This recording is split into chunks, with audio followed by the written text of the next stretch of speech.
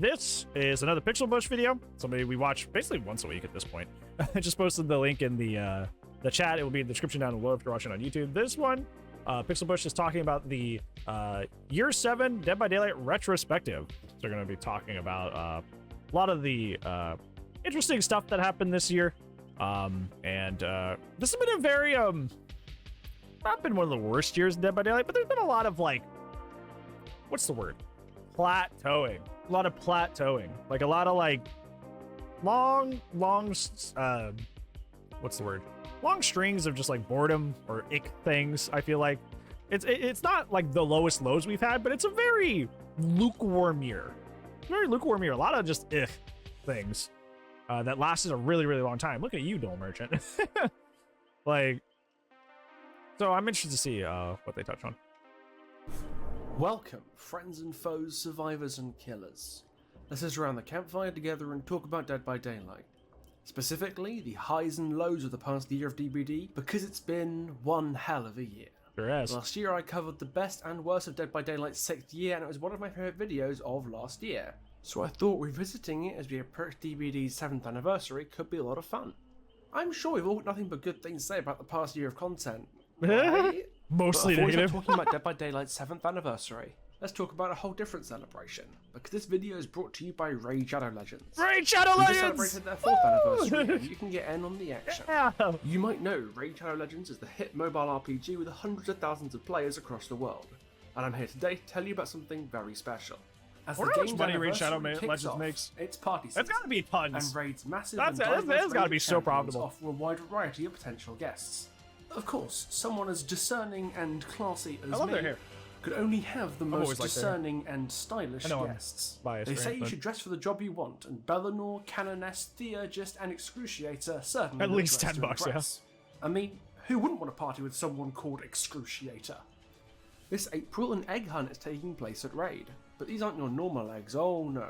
We got dragon eggs on the menu, baby. Just download Raid Shadow Egg? Legends using the links below. I use that to beat copy your Salazar. in-game player ID. And head It was on so over fun to in the remake. The Salazar fight, the new Salazar fight was Whack in your amazing. player ID and you can get So started fun. on this exciting AR adventure. I had such a good time. Scour the dragon's lair using your phone, and if you find the Seriously hidden egg, unfun? you'll be I in with mean, a chance to it win kinda a huge looks like variety it. of prizes. It kinda looks like legendary a Raid champion to Amazon like gift a cards. just a money making cow. Existing Raid players shouldn't That feel left doesn't out either. Go to egghunt.plarium.com for a promo code so you can enjoy lots of something special as well. New players can use my link down below or the QR code on screen right now to enjoy a free starter pack that contains some handy dandy loot to start you off on Raid. And once you've got it, you can find me with username PixelbushYT. If I was Crowder, that's solid. On that note, I guess I'll see you out there. So let's start off here with something I good like that happened in Gigante. the past year of The Dead by logo was better Daylight, too. and But it's I think my probably favorite is the thing that Salazar. happened to the game in the past year. Massive steps forward in the game's UX accessibility. Yep. Good. UX, The heart or music. user experience, is a catch-all term for the quality and smoothness of a user And also the interacting survivor with the HUD. system. And DBD has made leaps and bounds in this past year. Accessibility is a part of it. And the recent visual terror radius, Yeah, coupled with the it's really great. accessibility menu that allows players to customize their own experiences to their needs, are fantastic inclusions that really modernize the game. But there's a lot of more general purpose UX improvements too. Like the ability to access your tome challenges while you're in shit. the queue, to have separate challenges going on for Tripods killer like that. at the same time, the in-game challenge Leonardo tracker, DiCaprio, I mean? and the HUD updates the game has had over the past year all fall under the UX umbrella. And I'm putting this first because more than any other change in the past year, even if you've hated every single other thing behaviour has done, UX and accessibility improvements are objective good for the players of this game. I said this when it came out, and I'll say it again. If you're one of those weird incels who think that, oh my god, the heartbeat just doesn't finish for the survivor, get off my channel. Twitch, YouTube, get off my channel. You're so weird. You want to win in Dead by Daylight so badly that you're gonna get up and gripey over someone having an accessibility tool that's no longer tied to a perk.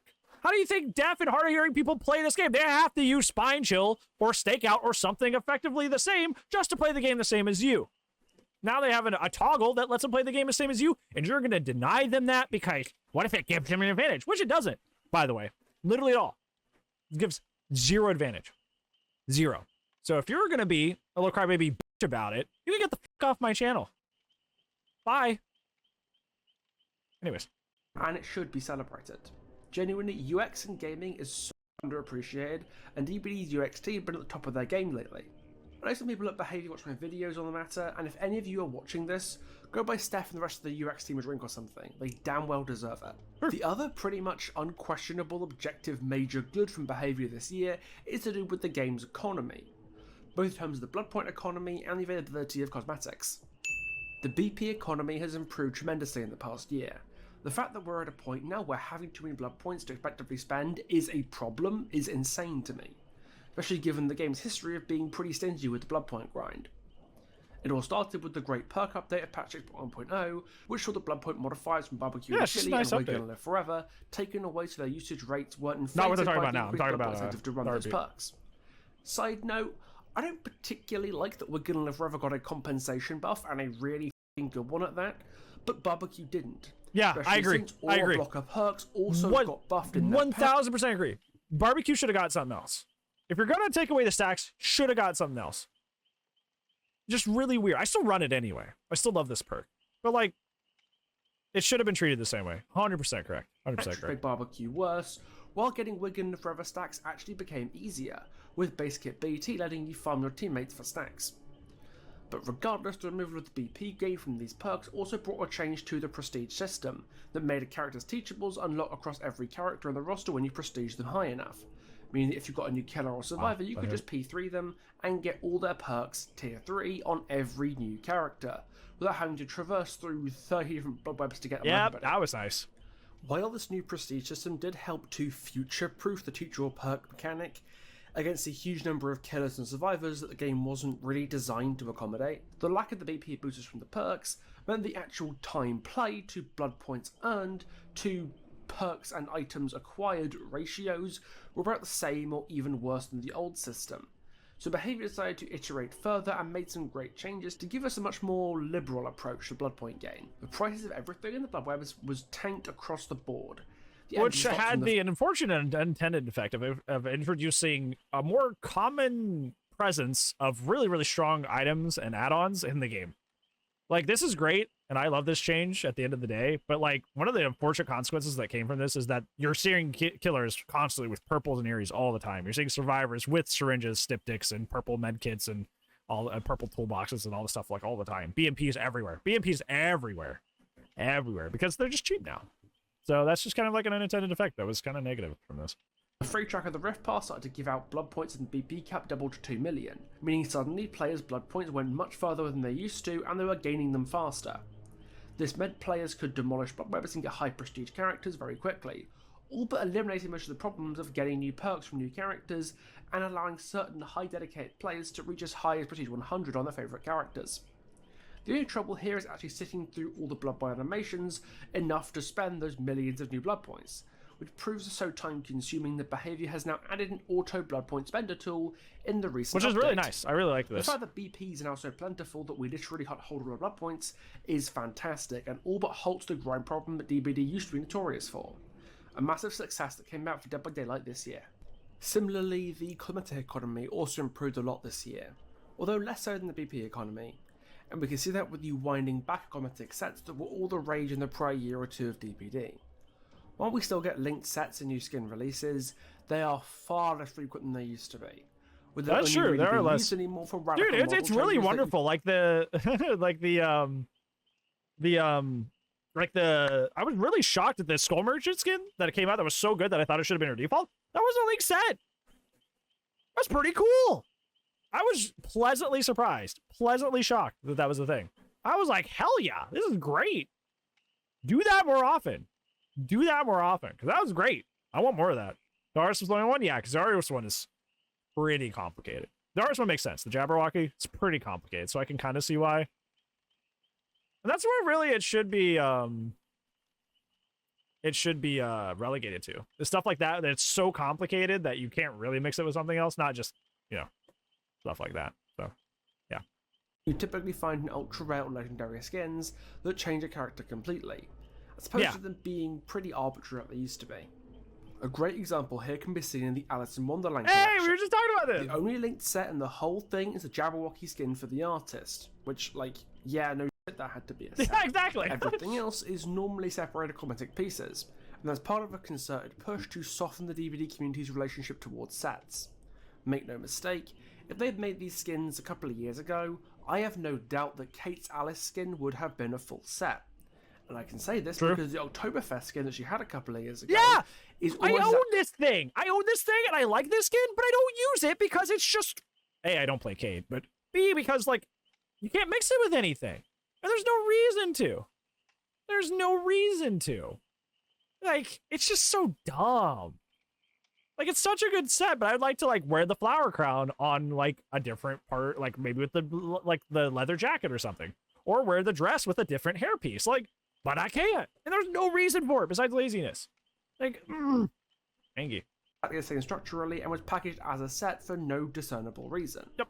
The Deep Rift was another new feature this year, giving dedicated players who complete the Premium Rift quickly a share of new cosmetics so you get more bang from your buck from buying the Rift Pass, which certainly isn't a bad thing, and is only getting better with more changes to it in the new mid-chapter. In addition, a new policy from Behaviour was instituted that all original cosmetics will be available for Ares shards a month after they come out, which is fantastic for all the invested players out there like me, with a few billion shards and nothing to do with them, because it finally gives us an outlet to get new interesting outfits without spending a penny. Yeah, they updated it, by the way. They updated that, by the way. They added a lot more. I can bring it up real quick. Yeah, so they just added a lot more recently. So if you haven't been tuned into this, they actually added a lot more of the stuff for shards. So there's Union stuff, there's Jane stuff, Yui stuff. Yeah, they added a lot more. Apparently it's also Jeff as well. But yeah, they added a lot of more stuff for shards as well. So yeah. So if you did not know that, they actually are still actively doing that. Not just like their initial wave, they're doing more waves of that as they come as well. 10,000 or more Ares shards as soon as I could, get a load of fresh fits for Skull Merchant and Hattie, characters that I like a lot but wasn't ready to spend actual money on, so giving me options to spend Ares shards on anything in their collections was a godsend. Although it's important to remember that not every cosmetic change this year was a good one. Most notably the introduction of limited time cosmetic windows and especially their applications to older skins in the store. With the Ares shards change came the news of limited time cosmetics. The DBD's annual events would bring with them limited time skins that would cease to be purchasable outside of those events, meaning the window to buy them is limited, and if you miss it, have to wait the whole year for it to come back. Now here's the dumb thing I hate about this. The dumb thing I hate about this is that, like, they did cosmetics that were already in the game. You know, like, I understand. I wouldn't understand. I prefer no limited time cosmetics, period. Right? No limited time cosmetics, period. But, like, I can understand if, like, they released a new, nice, swanky outfit that they, you know, okay, well, this goes away after a while. I'm like, okay, whatever. Other games do that. But they're taking away old cosmetics. They've been in the game forever. Like Rat Susie, that I maybe thought of eventually getting. It's not possible until the Lunar New Year comes back around. It's just gone for, like, no reason. It's been in the game forever. And I think that's dumb. I think that's super dumb. I think that's super stupid. Super stupid. Chance to get them again.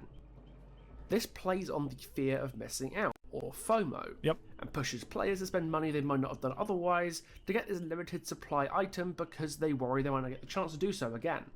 It's now or never. This is a pretty skeevy thing to do with new skins, but I don't think I'd care about it enough to put it in this video if it was just the new ones. Yep, it's literally what I just said. Kind of that's why I love Pixel. I feel like our brains live service games these days. On the same wavelength a lot. What really irks me is this retroactive application of this philosophy I can't even pause it. I shouldn't pause it. Just let it that happened to fall into the seasonal release windows in the past. Suddenly, skins that were available for years just disappeared from the store, locked away until the next event brings them back. This is particularly brutal for characters who happen to release in the seasonal windows. Artists and Twins, for example, both release in the winter, and as a result the skins they got on release were winter themed. Which meant they were earmarked as seasonal skins and have been their characters without, especially Twins more so, is like they don't have a lot of skins as it is. There's not very highly played characters. They have very low like play rates. So they already don't have a lot of skins. So the fact that they're taking even more away just for this FOMO shit, like, it's just so fucking cringe. It's so cringy. It's so cringy. And it makes the fans of these killers suffer even more. Like, it's just dumb. You love him so much that you Store. marry him. Yeah. You know Okay, a quick aside here. It turns out I've done a bit of a wiki on this one Oh. because the artist skin is not actually restricted. Oh, It's I would've part never of guessed. the Everlasting Frost collection, which is different from the Cozy Break collection that got restricted from that year. Which is odd because the Cozy Break collection was released only a week after Everlasting Frost, but Cozy Break is restricted and Everlasting Frost isn't. The only reason I can think as to why that is because in Everlasting Frost there was a Ghostface skin, which might cause issues with restricting it because it's a licensed character. Yeah, So Carmina may have just gotten lucky that her release skin didn't get restricted because it happened to coincide with the Ghostface skin. Yeah. A better example of characters who've been released in an event only to have their event items restricted are Hattie and Dredge, who released during the anniversary of last year, and Michaela, who released in the Halloween, and Michaela, who released in Halloween 2021. All these characters had event skins as their release skins. Okay, wait 6 as months. been So restricted. stupid. So they've all kind of suffered from this a little bit. Carmina didn't really because she just got lucky. At least Artis has received a constant supply of new skins since she came out. After all, she was the only original killer released in year 6 of DBD, so it makes sense that she would get so many. But Twins have only had 3 skins since they came out, and until literally a week ago when their Rift skin got taken out of the vault, they only had 1 available for purchase. Yep. A killer that came out 2.5 years ago only had 1 skin that you could buy because the other ones were either marked retroactively as a seasonal skin and removed from the store, or were locked in the archives And, and like, wasn't to available in be- the store for almost a year. To further exacerbate this point, could buy. like, look at because this the skin. other What is wintry about this skin? It's literally them just walking around with blood and guts on their body. Like, what is wintry about this skin? What is holiday about this skin? Literally nothing. Literally absolutely nothing. Ones were either And they literally marked just took it away just 'cause they retroactively could. as a seasonal skin and removed from the store, or were locked in the Literally archives nothing. and wasn't available in the store for almost a year after it first came out. If you think about this policy for more than, 4 seconds, you realise just how daft it is. And it was coupled with a year Let's that keep you displayed warm. more Yeah, sorry. favouritism Very from winter behaviour with themed. which characters get cosmetics and which don't than any year prior. Last year they had a bit of an excuse. They only have 3 new original characters to cater to, so they can't do what they wanted.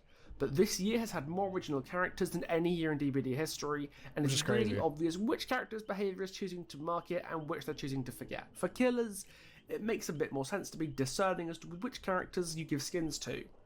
Nobody will play Twins whether you give them a skin every patch or not, so it makes sense to cater more to the majority, even if it doesn't really, favour me.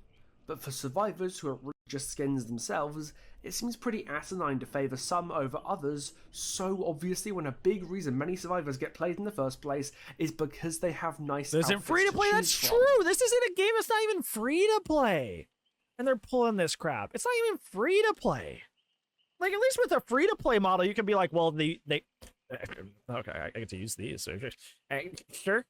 Actually, this game is free to play, so you gotta support the game somehow. You know, the servers don't run themselves. That costs money, so you gotta buy the skins. So by participating in FOMO, that means you will be more inclined to buy skins, and therefore more support the free game. It's like, no, DBD is a $20 game. I know it goes on sale a lot for like 10. But it's a $20 game. A $20 game. Like, that's so greedy. That's so greedy. Go away. Hey, listen. I take offense to that. I take offense to that. You think just because I'm visually impaired means I'm a nerd? No, that doesn't make any sense. Okay, like, listen, that's just judgmental. That's very rude. But yeah, it's just like, it's dumb. It's greedy and it's dumb. Let's compare the 2 new original survivors that aren't brand new so far, Vittorio and Hattie.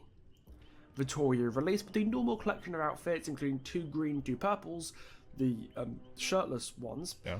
But shortly afterwards, also received a Lunar New Year outfit, 2 new outfits in the tome he got, and a I Tekra think it outfit ran out on too, top but- of that. Meanwhile, Hattie released with no green rarity skins at all. Only 1 purple rarity, which was a linked set, unlike Vittorio's, the anniversary skin, and only got her missing greens several months later. One as a Prime Gaming reward to boot. And the cosmetics that she had on release weren't even finished. Her yellow rarity head options were basically paying for nothing to change at all. Yep. And even her hair was blue for some reason, instead of the white it was in her lore and key art. All of this required her to eventually get a mini visual rework recently that gave her actual head cosmetics, her white streak back, and a small roadmap from the devs to assure people that Hattie hadn't been totally forgotten. Let's move away from cosmetics and whatnot, get down to brass tacks and talk about the gameplay changes that we've seen in Year 7, because wow, there has been a lot. Yep.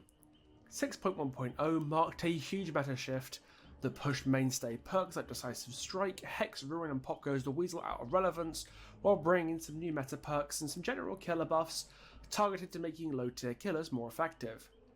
In that regard, 6.1.0 technically did what it was meant to do, at least when it came to the killer. Leon Squad easy 4K. It took the meta game up significantly by gutting Leon today was hurting my soul and making when I kept just sandbagging us on Anfield through the power of Jane Kick, perks like Corruption, and Overcharge, combined with longer generator times overall.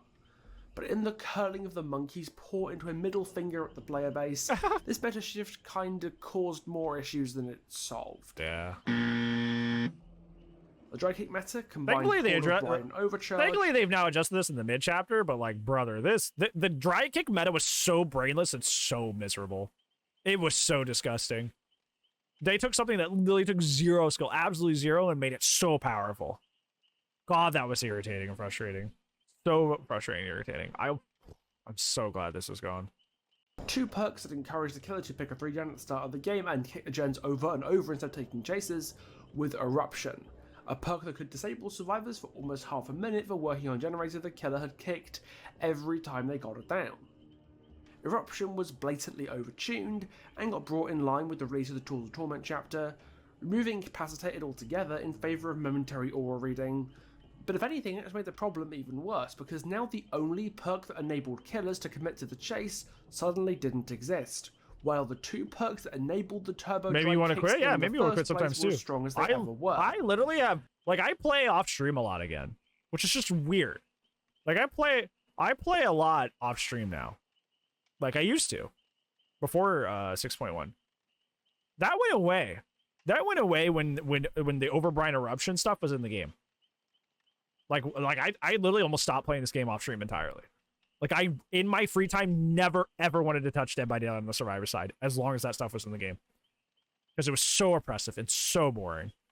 If I didn't want to sweat every game, I was dealing with some dude who was just running 3 perks that all he had to do was dry kick 1 gen and he would win most of his matches. And I'm having to like you know, try my brains out to even compete, and all he's doing is hitting 1 button. Like, I did not want to get on this game off stream ever. Now I play all the time. Shows that difference. You could throw Eruption into any killer build and it would be pretty good if you just kick gens whenever you had the chance. I ran Eruption as my only gen regression perk on Twins and actually had a lot of fun with it, even when I wasn't playing for 3 gens. I'm just using it as a way to buy time, pick up down survivors, etc, etc. Call of Bran and Overcharge were very different. There's also that too. Because they only got most of their value if you played in a very particular way that was so unskilled and uninteractive, it more or less demanded that you remove your frontal lobe before you started, so your brain doesn't shut down from inactivity. Here's my handy 3-step guide to using Call of Bran Overcharge in your matches. Step 1. Kick. I love this song. I love this song so much. Step 2. Wait for Call of Bran to tell you to kick the gen again. Step 3. Kick the gen again. You've now played Dead by Daylight for most of Year 7, and it was quite likely the most unhealthy gen regression meta we've ever had. DBD in airplane mode? That's a good analogy. Fundamentally anti-gameplay. No. Punishing survivors for we're not taking time harassing the killer's 3-gen 24/7, and punishing the killer for doing anything that wasn't obsessively kicking every gen in a 3-gen until survivors died from boredom.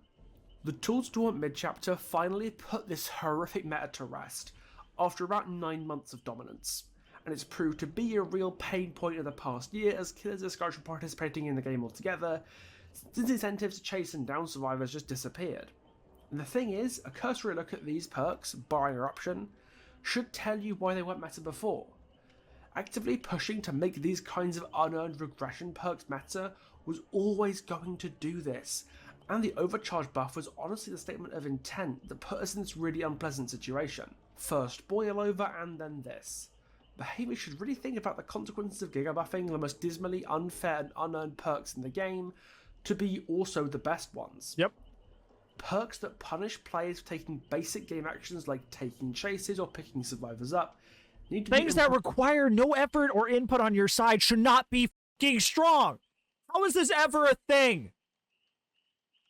Things that require zero input on your part should not be f***ing strong. Why do I have to tell someone this? How did they ever think this was a good idea? Like, literally, this is so brainless. I don't understand. How did they ever think, like, either of these are overcharge or over, like, eruption? Like, how?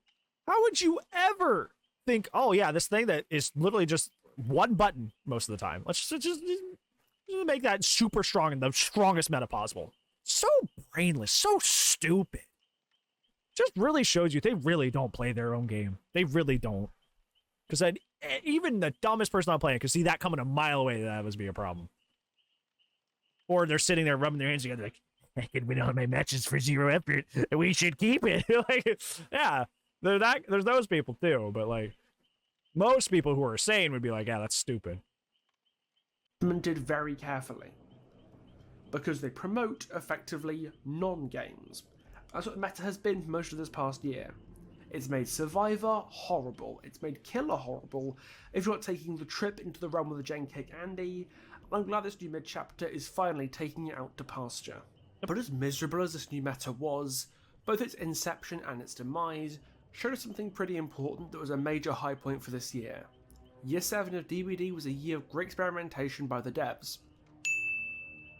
In this time you've had not just one, but two big dedicated meta shake-up patches, alongside the finisher more consistent system on the PTB, which some I do power not and want. perk designs that are utterly unlike anything we've seen before, and a return to aggressively balancing new and existing killers after killer maintenance kind of stopped being a thing during year 6. But yeah. Over the years, Behaviour developed a not great reputation when it came to taking feedback between the PTB and live. Chances are whatever you saw on the PTB would make it to live servers. Maybe some game-breaking bug would get fixed, or an easy exploitable add-on combo would get nerfed, but for the most part, what you saw was what you got. This started to change with the release of Westcom, when they just his collision once or twice, but only really became noticeable when the night arrived, when it received a windfall of buffs between his PTB and his live release, and then again between his live release and his mid-chapter. Skull Merchant got the same treatment, constant maintenance to ensure she released properly. Well, okay, it was damage control, so everyone hated her, but nevertheless, it was a lot of changes they made in quite a short period of time. And it isn't just a new killers either. 2023 marked the year that Nurse finally fell from her pedestal as the best killer in the game, with her blink attacks turned into special attacks, so she wouldn't get value from exposed perks and her add-ons were nerfed to boot. Which in combination with the new meta changes, actually takes it out of the top spot for the first time in the game's history. People think so? You really think so? Interesting. People are saying Nurse isn't top anymore? Huh. You guys don't think so? I still think the ability to quite literally phase through walls is like the best ability in the game. Even if your add-on combos can't be crazy anymore. Yeah, I think Nurse is still the best. You can literally phase through walls. By Spirit above Blight, Mother-Daughtering, probably, but I would still say that anything Blight can do is probably better than Spirit. Yeah, I don't know about throwing Nurse all the way down just because her add-ons are gone. That's a little weird. In general, Year 7 was the year that so many of DBD's oldest and nastiest bugbears were finally slain. Blight you can make more of an argument for because of how strong his add-ons are. Hex Ruin, but like Spirit, all knocked down a peg this I don't year think so. After they were all hardcore meta literally from the day they came out. It's evidence of a new and more ambitious approach to game balancing from Behaviour, and it certainly kept the game feeling interesting and fresh compared to the snail's pace of balance updates we were getting before. Yep. Even the dreaded Gen Kick meta only lasted 9 months. By far the shortest of any killer meta we've ever had, even though it felt like it was around forever. I seriously hope the spirit of aggressively changing things and making a new meta every 10 minutes is carried forward into Year 8. It's been one of the biggest hallmarks of this year. Well, mostly, because while the killer meta has been shaking up... You know what's so funny? Like, there were so many people that I knew that quit DBD because they were so tired with all of the issues the game had. And when they actually went through with like either the 6.1 change or the mid-chapter change we just got, some of them came back to the game just to try it out. And they would be like mad. They'd be like, bro, what do I even run now? Bro, why are they changing stuff so much? It's like, brother, did you not just fucking quit the game because you were so sick of how the way the game used to be? And now, like, you're coming back, you're like, bro, why are they changing stuff so much? I don't know what to run anymore. Bro, you quit because you were sick of the way things were. And they changed it, now you're bitching. DBD content creators can be some of the most irritating people in this game, I swear to God. significantly, the Survivor meta remained much more stable by comparison and only really got changed substantially with the most recent mid-chapter patch. Prior to this new mid-chapter, Dead Hard went from being the best survivor perk in the game to being still the best survivor perk in the game. Unbreakable proved myself as Sprint Burst I don't care about my ad block being still updated. won't be, Stop. and Circular Healing proved to be incredibly resilient to behaviour's attempts to nerf it.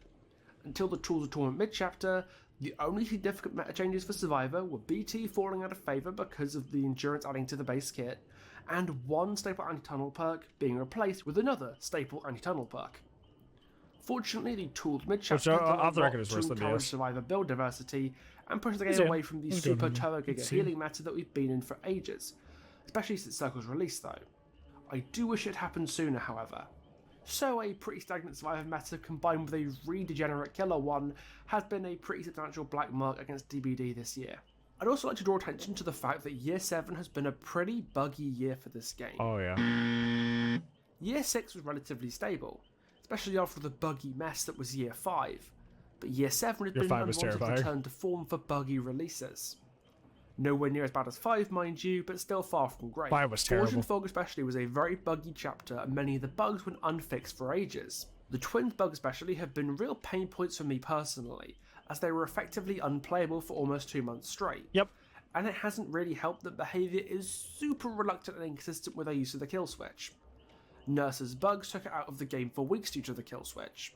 Things like Obituary Obsession when that was bugged. But Merciless Storm has been bugged for ages with no kill switch in sight, and Twins weren't kill switched either, even though they were hard locking players out of matches.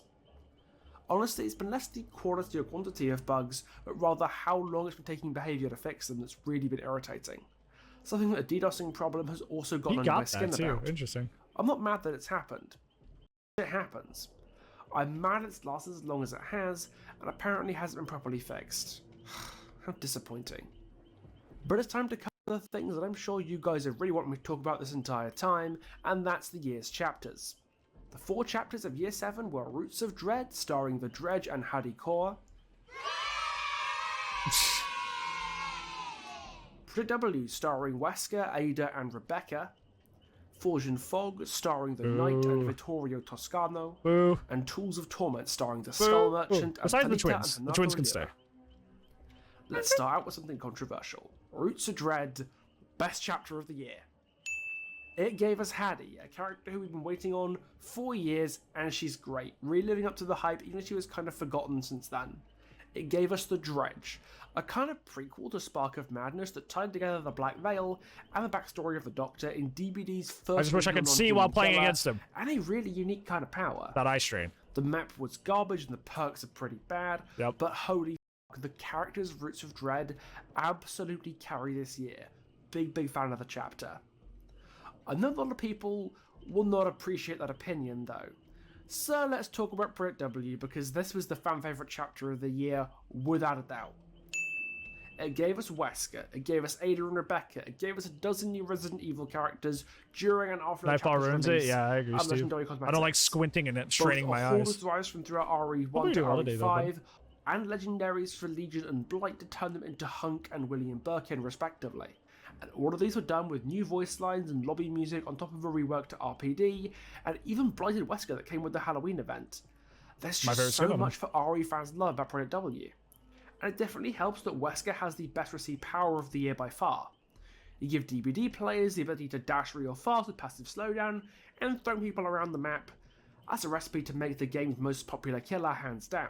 Yeah, he's still the top 3 most played characters in the game. To the point that when I say I'm kind of mid on him, and to me, I prefer Roots of Dread as a chapter this year, I'm pretty sure I can hear the knives sharpening literally as I'm saying these words. Wesker was an absolute He's fun to play as, but not to success. face, in my opinion. Even though I don't like his power, the character, and especially the game that he comes from, I have to attest Project W was a great chapter. A huge step up from the Resident Evil chapter last year, and perfectly setting Capcom and behaviour up to turn DBD Resident Evil adventures into a trilogy. Come on, you all know what I'm waiting for. Just give it to me. So with the first 2 chapters of the year being pretty brilliant, DBD was off to a strong start to Year 7, and then the other 2 arrived. The other 2, yeah. Forge and Fog and Tools of Torment has to be probably one of the most underwhelming chapter pairs in the game's history. Up there with Leatherface and Nightmare on Elm Street, and Shadow Bloodline Darkness Among Us. Both killers had vastly unpopular powers to play against that encouraged the Turbo 3-gen playstyle that the new meta had thoroughly ensconced. Yep. The perks were either useless or encouraged really unhealthy gameplay, and Vittorio and Skull Merchant had some really undercooked lore to boot. I know Tools of Torment got most of the hate due to Skull Merchant being able to hold 3 gens really easily, her general lack of appeal to killer players, and some elements of her design that didn't get on well with a lot of people. But I actually think Forge and Fog is a significantly more harmful chapter in the long run, and deserving a lot of the hate that Tools ended up receiving. The Lila siblings are highly charming characters. Yeah, they're the best part of it. With really good lore and like effort put into realising them appropriately.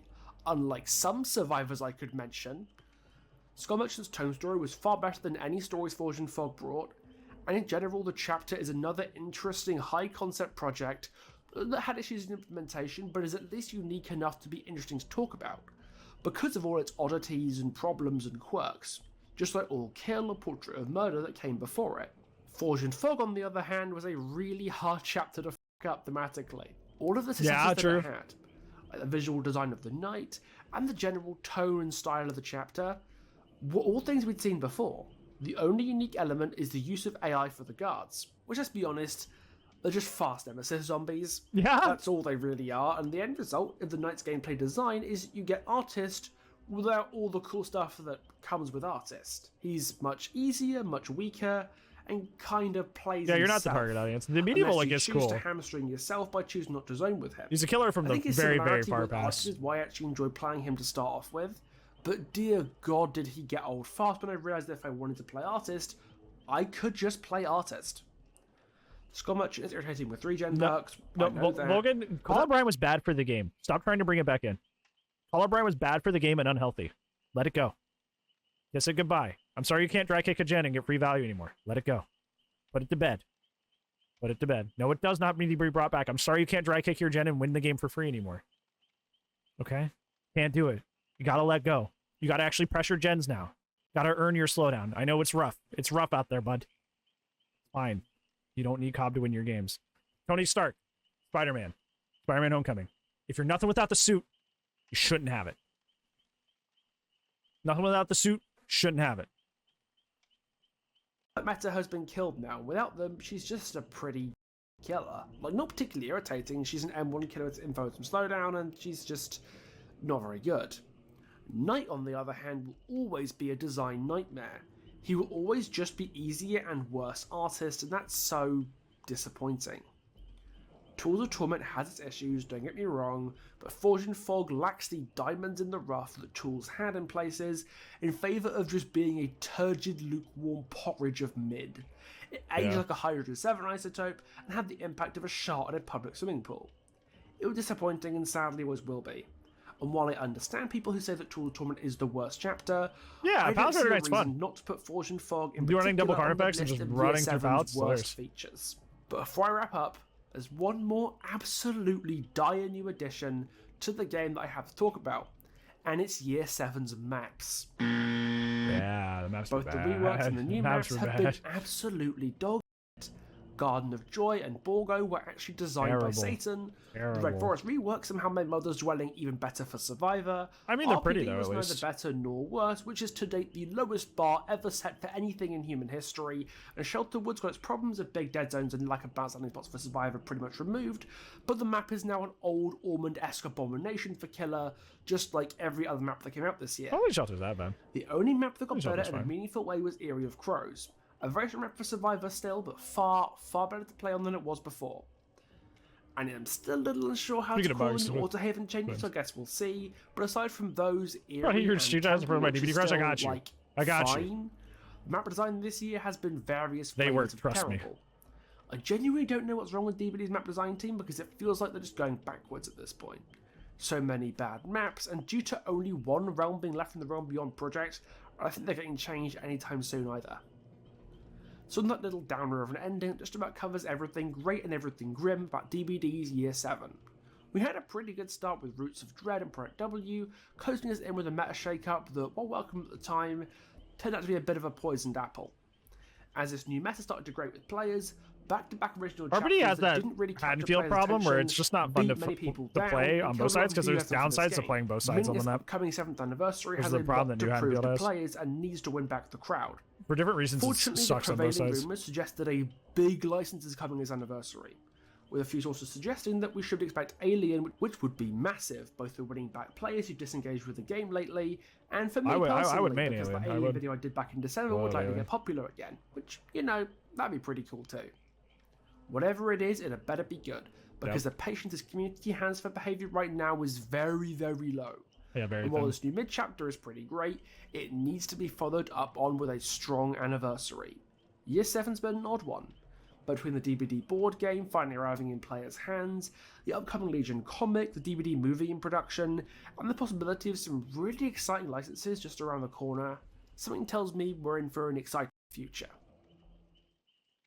So those are my thoughts on everything that was good or bad about the last year of Dead by Daylight. The anniversary livestream is in just a few weeks, so were you excited? And what do you reckon were the best and worst bits of the last year in your opinion? I'd love to hear what you guys think in the comments. And while you're down there, feel free to do all the engagement-y, subscribe-y, comment-y stuff that people normally like to do. And if you really like me, do consider joining the Patreon. And my all-star patrons, who I love completely, help keep the lights on over here and are absolutely excellent. Yeah, so I think I mean, my feelings are the same at the beginning of this video as they are now. It wasn't the worst year of Dead by Daylight, but it was certainly a very lackluster, very lukewarm year of Dead by Daylight. I do appreciate a lot of the meta shakeups and stuff like that, and like you said, the accessibility stuff is very, very nice. But by and large, like, the content has been garbage or meh at best. Like either it's the Knight who sucks, Skull Merchant who sucks, you know. Project W and Urge Wesker. Wesker was kind of fun. Not fun to face, but fun. And then, you know, Dredge with the eye strain. Like, things were kind of alright, or just bleh, at best. It was a very underwhelming and unexceptional year. That you would blink and you would miss it, right? Like, if there weren't any of the, like, it would almost be worse if, like, Knight and Skull Merchant were also, like, mid instead of being, like, boring and bad, because, like, you like, what would you even remember about this year? Like, what would you remember about this year? Like Wesker, and then that's it, right? I still feel like that's mostly that way. Like, RE chapter, or bleh, RE2 chapter happened, and that's like, what else? Like, very forgettable year. So, like, they really need to come out swinging next year to really knock our socks off, because they kind of, like, undersold us, I think, on year 7. It's very meh. It's a Metasaurus Rex. It's very forgettable. Yeah, so I hope they do better next year. I need to, if you're going to keep me enticed, which, you know, I'm a content creator, so I'm going to stay with the ship. But, like, the people that I know that are quitting this game and not coming back to this game or thinking about quitting, you're going to have to keep them around. You're going to have to keep them around. That's your challenge. How long got I in this year? That's another thing. It was kind of briefly talked about with the tunnel, the DS thing. Is like DS being out of the picture and off the record being put in. It's not like I have off the record. Off the record is our worst substitute. So you kind of can't just tunnel to your heart's content now. So yeah, but hopefully they knock it out of the year in year 8. Hopefully they come out swinging. They have good direction on a lot of things like accessibility, stuff like that, but hopefully they apply that positive momentum to everything in year 8. So